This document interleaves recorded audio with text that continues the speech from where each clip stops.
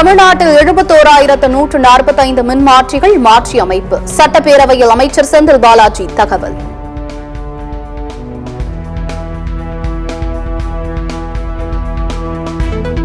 காவிரி வைகை குண்டலாறு இணைப்பு திட்டம் தொடர்பான விவகாரத்தில் கர்நாடக அரசு பொய்யான தகவல்களை தருகிறது. உச்சநீதிமன்றத்தில் தமிழ்நாடு அரசு குற்றச்சாட்டு.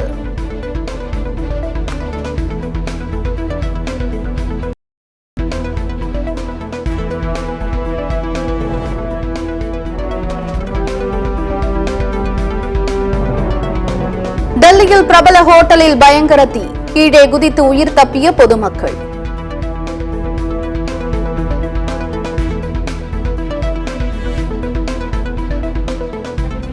தொழிலதிபர் அதானி மீதான லஞ்ச புகார் தொடர்பாக விவாதம் நடத்த எதிர்க்கட்சிகள் தொடர் முழக்கம். நாடாளுமன்ற இரு அவைகளும் நாள் முழுவதும் ஒத்திவைப்பு.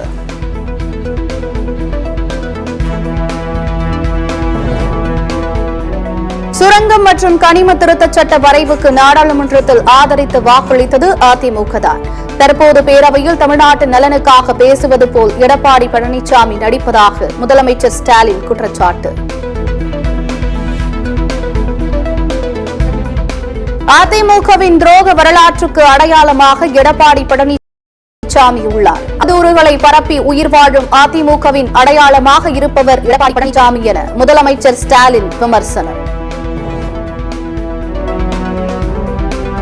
டங்ஸ்டன் திட்டம் அரசின் சுயமரியாதைக்கு விடப்பட்ட சவால். சட்டப்பேரவையில் அமைச்சர் துரைமுருகன் பேச்சு.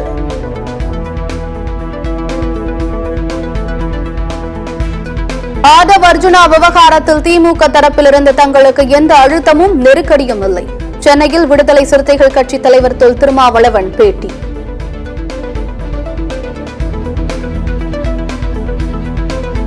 பொது இடங்களில் புகைப்பிடிப்பதை தடை செய்யும் சட்டத்தை கடுமையாக செயல்படுத்த வேண்டும். பாமக தலைவர் அன்புமணி ராமதாஸ் வலியுறுத்தல்.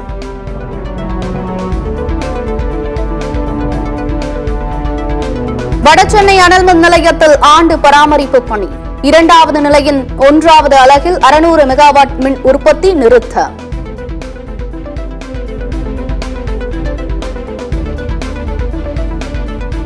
எண்ணூர் கடற்கரை பகுதியில் மூழ்கிய விசைப்படகு. நல்வாய்ப்பாக உயிர் தப்பிய மீனவர்கள்.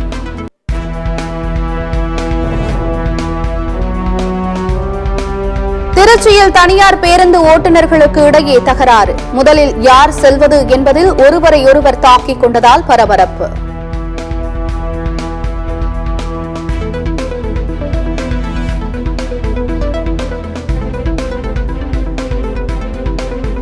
காஞ்சிபுரத்தில் நில அளவை களப்பணியாளர்கள் வட்டாட்சியர் அலுவலகத்தில் உள்ளிருப்பு போராட்டம்.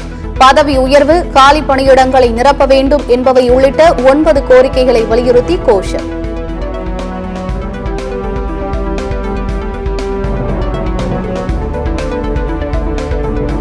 கிளாம்பாக்கம் பேருந்து நிலையத்தில் அரசு விரைவு பேருந்து ஊழியர்கள் போராட்டம்.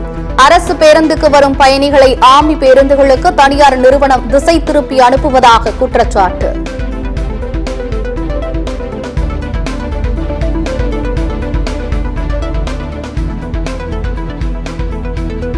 வேலூரில் பார்சல் வேனில் திடீர் தீ. கொழுந்து விட்டு எரிந்த தீயால் புகைமூட்டம்.